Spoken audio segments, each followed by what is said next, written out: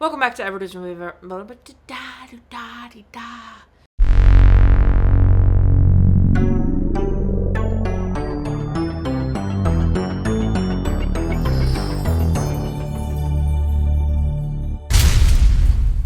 Welcome back to Everybody's Movie Ever. My name is Jess and I'm watching Everybody's Movie Ever and I found a movie. Today we're going to be talking about Great Expectations. Great Expectations is a 1989 miniseries for Disney television that I had been unable to watch thinking it was a film, and have now since found it. I thought about skipping it, I thought about not doing it because it actually doesn't qualify anymore, but I hate that then I would have like a number of film, it's 292, that like I never went back and did, even though it's not a film because it's a 6-part miniseries, which means like 6 hours. But I couldn't do that. It didn't sit right with me. I didn't want to leave a found, never found type situation. So let it be known that this actually isn't a film. It's a 6-part miniseries, but I am covering it because it accidentally got on my list back when I did think it was just a film. I did watch all 6 hours. Let's jump into it. Cinematography looks pretty standard for a television release at this time. I do think because they milked everything into a 6-part miniseries, there's a little bit more movement, a little bit dynamic stuff going on, but for the most part, pretty on par with what you would see of like other miniseries doing similar things like this around the time. The editing didn't super stand out to me for most of the episodes, but then in the final like 20 minutes of the last episode, they used slow motion when Pip realized that Biddy married his like father figure Joe, and he was on his way to like go propose to her because he was like, I really probably should have just proposed to her. Shocking, and such a great use of the slow motion. They didn't use it anywhere else in the series. It's a 6-episode thing, and in the last 20 minutes they used it when he realized like his last prospect got married to like the person that helped raise him. So good. From what I know about the book, I didn't read it in school. Great Expectations was not one of the ones we read. I did Lord of the Flies and The Crucible and Scarlet Letter and The Great Gatsby. Great Expectations was not one of them. I know sometimes people can read it in school or not, but I also feel like it's not the Charles Dickens one that gets picked. I feel like it's normally like Oliver Twist or Christmas Carol. But from what I understand of the movie and like the plot that I've read and everything, this seems very faithful to the book. I mean, it's a 6-part miniseries, so I have no idea why they wouldn't be faithful to the book. So for all I'm fairly certain it's relatively completely faithful to the novel. Obviously, I have no way of knowing that unless I read Great Expectations, and I haven't read it, and I already was committing to a 6-part miniseries, so I was not going to try and fast read Great Expectations before I made this video. So, it had a good opening.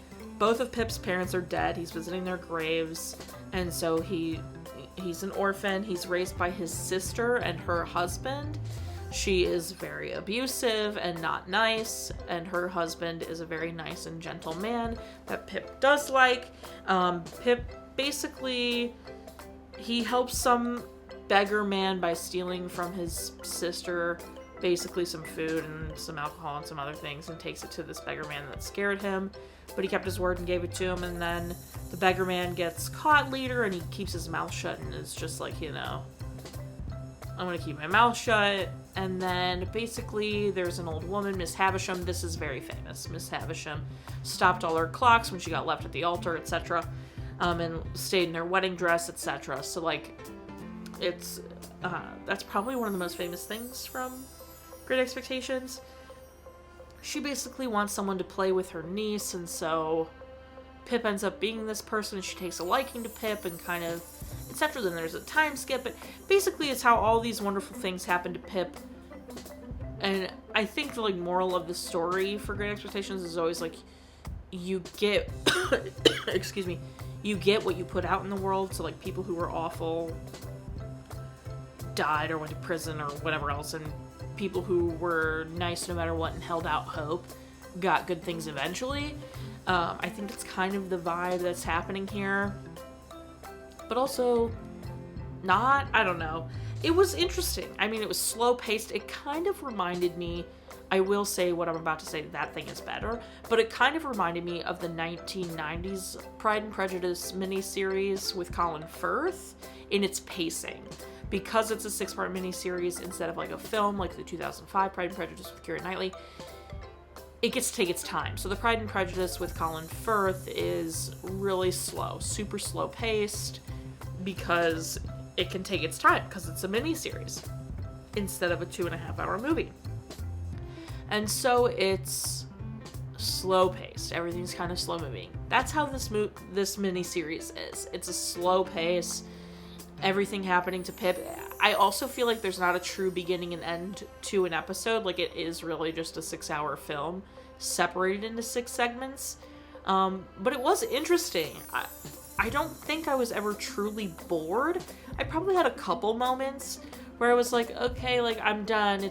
I watched all 6 episodes in the same day, as well as the 2 Disney movies I had to do in the same week. So, like, it was a lot of watching stuff in one day for me. And don't get me wrong, I love a good binge watch.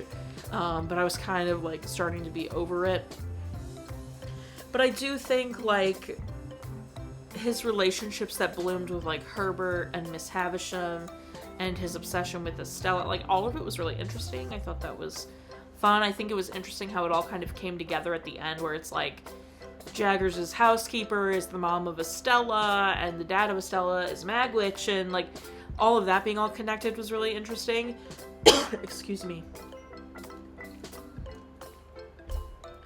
And Pip dreaming of being a gentleman, but, like, not wanting to do it any kind of wrong way or anything like that. It's really sweet. And, it's an interesting story. It did make me intrigued to read the novel, but I've also heard Dickens's prose is difficult. So maybe I'd be more inclined to watch another adaptation that might not be, like, as slow paced, but it also, like, it wasn't bad. Like, it really wasn't. Anthony Hopkins is in this, which I think is the biggest pull, but, like, Gene Simmons is in it. Like, it's a stacked little moment, which is crazy. I can't believe Anthony Hopkins is in it. I was shocked by that. He's Magwitch, which is really interesting. And then Arthur Weasley's actor is in it, which I also thought was fun. He's so young. My favorite part is probably Pip doing right by Joe, Herbert, and Magwitch. That's all really wonderful. And not caring about the 20,000 pounds going to the bottom of the ocean, basically. And him saving Magwitch over that. Least favorite part, Clemson and Orlick, probably. They suck. Like, what's the point of that? Like, not what's the point of them, but, like, go away. No one asked you. Why are you trying to do this? Recommend. Sure. Like, if you're interested in Great Expectations, by all means. I don't think it's, like, you know, a masterpiece adaptation by any means, but again, I haven't read the book, so I'm not entirely sure. But it was good. It was decent. Watch again? No. I was so tired. It was long. I mean, maybe not in one sitting. Like, if someone wanted to watch it, I'd be like, okay, but not in one sitting. I'm done. Like, but otherwise, like, probably not. That's gonna be everything, though, for me. So my final rating is gonna be 6. God, what should I do? I feel like there's not one thing that's, like, super important. I don't know. So maybe, I don't know, maybe like 6 chandeliers out of 10. Our total movie count is... No, our original movie count is... the parent death toll will adjust. I will make sure that gets adjusted in a future video. Again, just take my word for it. I promise you I adjust them as I'm editing the current ones. So numbers, like, randomly jump a lot higher. So it will be adjusted, I promise. Cry count will not be adjusted. I didn't cry. That's it. If you want to keep up with what movie I'm watching, follow me on all socials and check out my website. You'll find out what movie I'm watching when. Join Patreon. Got a tier starting at just $1. You get every video a week early. Tiers above that, daily trivia, monthly postcards, bonus content, etc. Buy merch. Merch is great. Merch is grand. Until next time, comment, like, subscribe, and remember to charge of your life. You are, so do you, and don't be Orlick or Clemson about it. My word. I know Clemson left Havisham at the altar and was, like, trying to kill Magwitch, but Orlick really grinds my freaking gears. Turd.